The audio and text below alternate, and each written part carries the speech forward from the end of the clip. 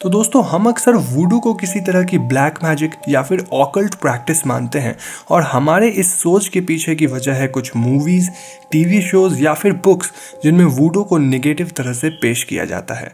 जबकि रियलिटी में voodoo practice करने वाले लोग ना तो किसी को हानि पहुंचा रहे होते हैं, ना ही वो हिंसक होते हैं। तो आखिर वूडू है क्या? दोस्तों वूडू एक धर्म है जिसका मूल अफ्रीकी महाद्वीप में है। वूडू धर्म में भरोसा रखने वाले कई लोग अफ्रीकन, कैथोलिक और नेटिव अमेरिकन्स हैं और इस धर्म से जुड़ने वाले लोग को हम वूडूइस्ट्स के नाम से जानते हैं। वूडू धर्म किसी भी हस्तलिपि या फिर विश्व अधिकार जैसी कॉन्सेप्ट्स में भरोसा नहीं रखता है, बल्कि ये धर्म हर एक इंसान को उनकी इंडिविजुअल एक्सपीरियंस, एम्पावरमेंट और रिस्पॉन्सिबिलिटीज़ के मायने समझाता है। वूडू ट्रेडिशन में लोग सिर्फ एक सुप्रीम गॉड में भरोसा रखते हैं और गॉड का नाम अलग अलग पार्ट्स ऑफ वर्ल्ड में डिफरेंट है। एग्जाम्पल, हाइती के वूडूइस्ट्स अपने भगवान को बॉन्डिये नाम से जानते हैं और बॉन्डिये फ्रेंच लैंग्वेज से निकला हुआ शब्द है जिसका अर्थ होता है गुड गॉड। वुडुइस्ट्स का मानना है कि उनके सुप्रीम गॉड बहुत ही ज़्यादा पावरफुल है और कोई भी एक मॉर्टल ऑर्डिनरी फॉलोअर अपने सुप्रीम गॉड से डायरेक्ट कांटेक्ट नहीं बना सकता है। अगर एक वुडुइस्ट्स को अपनी बात सुप्रीम गॉड तक पहुंचानी है तो उन्हें किसी माध्यम की ज़रूरत पड़ेगी और इसके लिए वो स्पिरिट्स की मदद लेते हैं। इन स्पिरिट्स को हाइती में लोआ या फिर लोआ नाम से जाना जाता है और इन स्पिरिट्स की भी अपनी एक अनुक्रम होती है।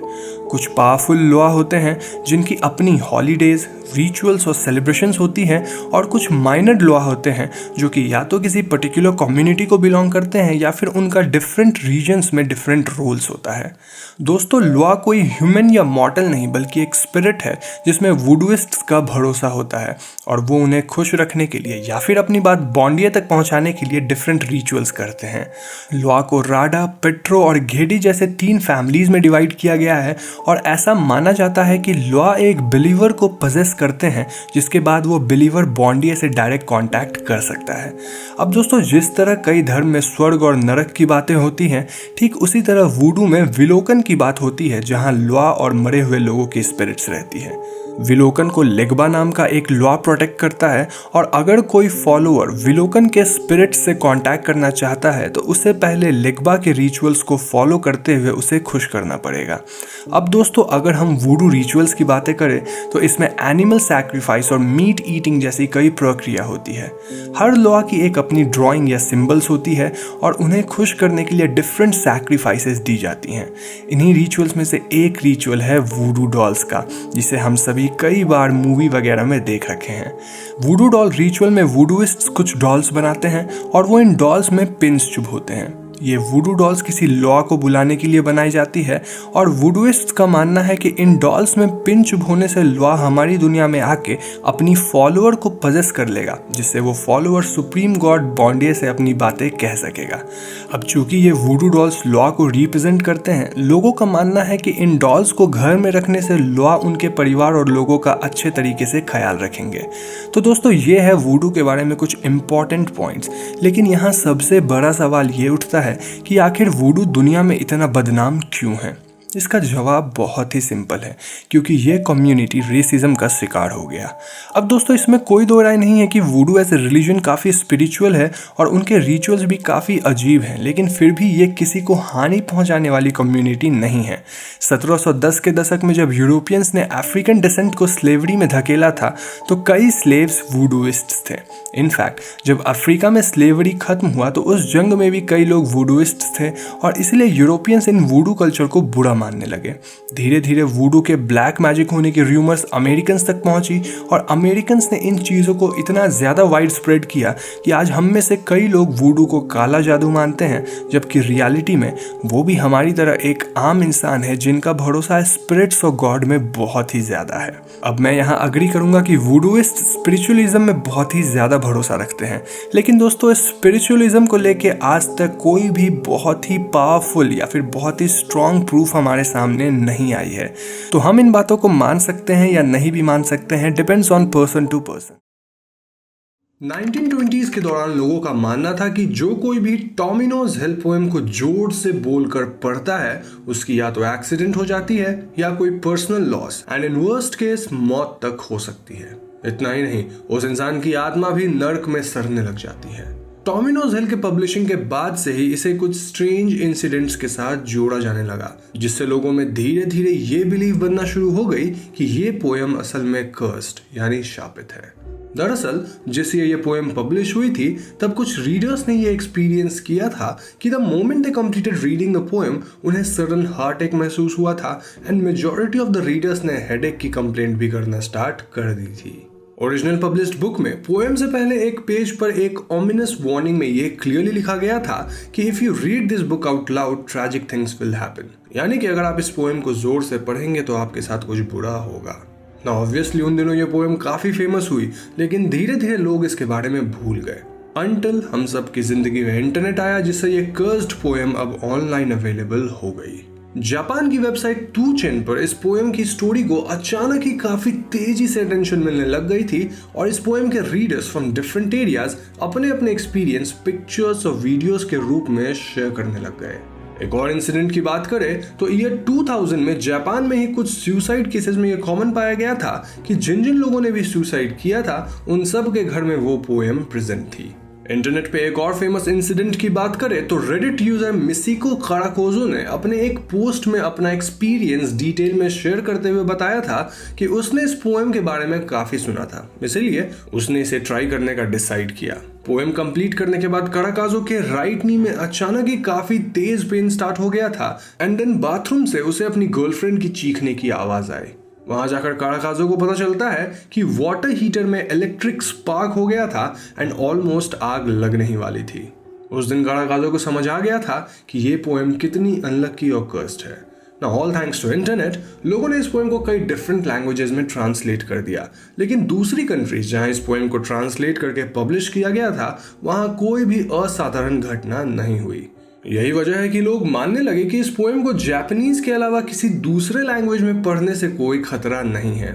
इसीलिए मैं आप सभी के लिए इंग्लिश में इस पोएम की कुछ लाइंस पढ़ने वाला हूं। The Elder sister vomits blood, the younger sisters breathing fire, while sweet little Tomino just spits up the jewels, all alone does Tomino go falling into that hell, a hell of utter darkness without even flowers। तो ये थी poem की कुछ lines और पूरी poem को पढ़ने पर आप उसमें ऐसे ही कुछ डिस्टर्बिंग लाइंस पाएंगे। पोएम में टॉमिनो नाम के एक छोटे बच्चे की स्टोरी को बताया गया है जिसकी दो सिस्टर्स उसके साथ काफी बुरा बिहेव करती थी। वो दोनों टॉमिनो को पनिश किया करती थी एंड विप से मारा भी करती थी। इवेंचुअली टॉमिनो की मौत हो गई एंड देन उसकी सोल हेल में ट्रैवल करने लग गई। पोएम की last line a hell of utter darkness without any flowers को इंटरप्रेट करने पे साफ झलकता है कि टॉमिनो की डेथ हो गई थी और उसे एक डार्क कॉफिन में बरी कर दिया गया था और सिंस उसका कोई भी नहीं था जो कि उसे प्यार करता हो तो उसकी बरियल पर किसी ने एक फूल भी नहीं रखा। यहाँ ये भी माना जा सकता है कि Tomino was living a life worse than hell और हेल को यहाँ टॉमिनो की वर्स कंडीशंस को डिपिक्ट करने के लिए ही यूज किया गया है। नाउ इट्स ऑल्सो बिलीव कि टॉमिनो को उसकी सिस्टर्स मारती पीटती थी और इन सब से वो काफी मेंटली डिस्टर्ब होता चला गया था और उसकी इसी मेंटल कंडीशन और उसकी लोनलीनेस को एक डार्क और उदास जगह बताया गया है by using the word hello. इस पोएम का टोन काफी डिप्रेसिंग सा है और जब भी कोई इस पूरे पोएम को पढ़ता है तब they feel sorry for Tomino. Now let me make it very clear कि आई वोंट रिकमेंड कि आप इस पोएम को पढ़ें। अब अगर टॉमिनोज हेल के राइटर साइजो की बात करी जाए तो उनके बारे में सटीक इन्फॉर्मेशन शायद किसी के पास नहीं है, लेकिन ऐसा माना जाता है कि उन्होंने इस पोएम को अपने सिस्टर या अपने फादर की डेथ के बाद लिखा था। उन्होंने इस पोएम के कुछ स्पेसिफिक वर्ड्स को इस तरह से अरेंज किया है कि वो रीडर्स के अंदर सडन बर्स्ट ऑफ इमोशंस को ट्रिगर करती है। वन ऑफ द रीजंस कि ये पोएम दूसरे लैंग्वेज में इफेक्टिव नहीं है क्योंकि एक ट्रांसलेशन कभी भी ओरिजिनल मटेरियल जितनी सटीक नहीं हो सकती। शायद यही वजह है कि ओरिजिनल पोएम को पढ़ने के बाद लोग इमोशनली ट्रिगर हो जाते हैं क्योंकि वो अपने लाइफ की किसी गिल्टी या फिर डिप्रेसिंग मोमेंट को इससे कनेक्ट करने लग जाते हैं। ये इमोशंस लोगों को कुछ उल्टा सीधा करने में मजबूर कर देती है जिस वजह से इस पोएम को कर्स्ड माना जाने लगा। वहीं दूसरी तरफ ऐसा भी कहा गया कि टॉमिनोज हेल के राइटर ने काफी बुरे पर्सनल लॉस को एक्सपीरियंस किया था और इसी वजह से उन्हें काफी मेंटली सफर करना पड़ा था। उस समय उन्हें कोई भी सपोर्ट करने नहीं आया, जिसकी वजह से मरने से पहले उन्होंने टॉमिनोज हिल को एज ए कर्स क्रिएट किया। वो चाहते थे कि इस पोएम को पढ़कर लोगों को ये अंदाजा लग सके कि राइटर किस तरह के इमोशनल टर्मोइल से गुजर रहे थे। अब आई नो आप में से कई लोग ये जानना चाहते होंगे कि मेरी इस पे पर्सनल ओपिनियन क्या है, क्या ये पोएम सचमुच कर्स्ड है या फिर ये सब बस लोगों की मनगढ़ंत कहानियां हैं। मेरी पर्सनल ओपिनियन ये है कि डोमिनोज हिल पोएम अपने राइटर की ट्रैजिक डेथ और दूसरे बड़े पर्सनालिटीज के डेथ में प्रेजेंट होने के कारण काफी पॉपुलर हो गई। कुछ लोग फेम पाने के लिए या फिर दूसरों को डराने के लिए इस पोएम से रिलेटेड झूठी कहानियां बनाने लगे, लाइक पोएम पढ़ने के बाद मेरे को हेडेक हुई, मेरी एक्सीडेंट हो गई इत्यादि। डोमिनोज हिल पोएम को लेकर हजारों लोगों ने अपनी इंसिडेंट शेयर करी है, लेकिन उनमें से बहुत ही कम सच होंगी। इनफैक्ट अगर कोइंसिडेंटली किसी के साथ बुरा हो भी जाता है तो वो उस इंसिडेंट को इस पोएम से जोड़ने लग जाता है। ये पोएम रीडर्स पर एक साइकोलॉजिकल इफेक्ट छोड़ता है, जिसकी वजह से लोग ऐसा बिलीव करने लगते हैं कि उनके साथ कुछ बुरा होना डेस्टिन्ड है, और कहीं ना कहीं ये माइंडसेट उनकी लाइफ को कुछ इस तरह इफेक्ट करती है कि उनके साथ कुछ ना कुछ बुरा हो ही जाता है। हम सब ने भी सुना होगा कि घर में कई बार लोग बोलते हैं कि अगर चप्पल उल्टा है तो घर में कलेश यानी कि फाइट्स होंगे, और बहुत बार ऐसा हो जाता है। वो चप्पल उल्टा होने के कारण नहीं बल्कि लोगों के माइंडसेट के कारण होता है। वहीं दूसरी तरफ जब लोगों के साथ कोई छोटी बड़ी मिसएडवेंचर्स होती है तो वो इस पोएम को उससे रिलेट करके इस पोएम के कर्ज होने की बात को खुद से ही जस्टिफाई करने की कोशिश करने लग जाते हैं। ना कुछ ऐसे भी लोग इस पोएम को पढ़ लेते हैं जो कि ऑलरेडी अपने लाइफ में किसी प्रॉब्लम से गुजर रहे हैं, और क्योंकि ये पोएम लोगों को इमोशनली ट्रिगर कर सकती है, वो लोग इस पोएम को पढ़ने के बाद खुद को और परेशान पाते हैं। यही वजह है कि मैं आप सभी से इस पोएम को ना पढ़ने की सलाह दूंगा, क्योंकि लोग अननोइंगली ऐसे किस्सों को फैलाना स्टार्ट कर देते हैं एंड एट द एंड हम उसका एक बड़ा और टोटली डिफरेंट रूप देखते हैं।